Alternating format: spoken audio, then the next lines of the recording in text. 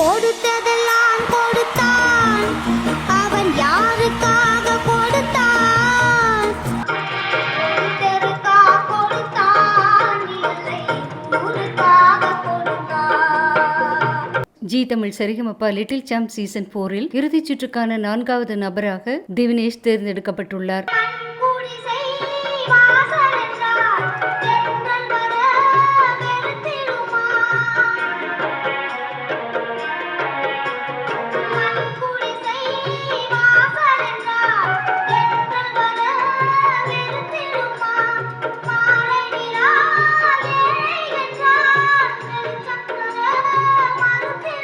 இந்த கருத்தாழமிக்க வரிகளுக்கு பொருத்தமானவர் திவினேஷ். திவினேஷ் இந்த நிகழ்ச்சிக்கு வரும்போது தாத்தாவின் தோள்களில் அமர்ந்தும் மரத்தடியில் அமர்ந்து தாத்தாவிடம் பாடல்களை பாடி பழகியிருந்தார். கருத்தாழமிக்க பாடல்கள், தெளிவான உச்சரிப்பு, பாடல்களில் அதிக கவனம் போன்றவற்றால் லட்சக்கணக்கானோர் மனங்களில் இன்று இடம் பிடித்து புகழின் உச்சிக்கே சென்று வறுமையிலிருந்து விடுபட தொடங்கியுள்ளார். ஒவ்வொரு முறையும் தேர்ந்தெடுத்து பாடிய பாடல்களால் பலரை சிந்திக்க வைத்து, அழ வைத்து, உணர வைத்து, உணர்ச்சி பெருக்கெடுக்க வைத்து, இப்படி எவ்வளவோ செய்துவிட்டார். இன்று இந்த நிகழ்ச்சியை பார்த்தவர்கள் கண்ணீர் மழையில் நனையாமல் இருந்திருக்கவே முடியாது.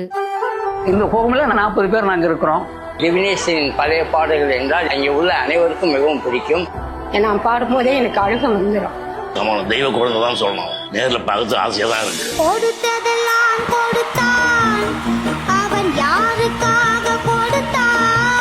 திவினேஷ், இனி உன் வாழ்வில் என்றுமே வெளிச்சம்தான். வயதில் பெரியவர்களால் அனைவரிடமும் பாராட்டையும் ஆசீர்வாதத்தையும் பெற்று தெய்வ குழந்தையாகவே மாறியுள்ளார் திவினேஷ் என்றால் அது மிகையாகாது.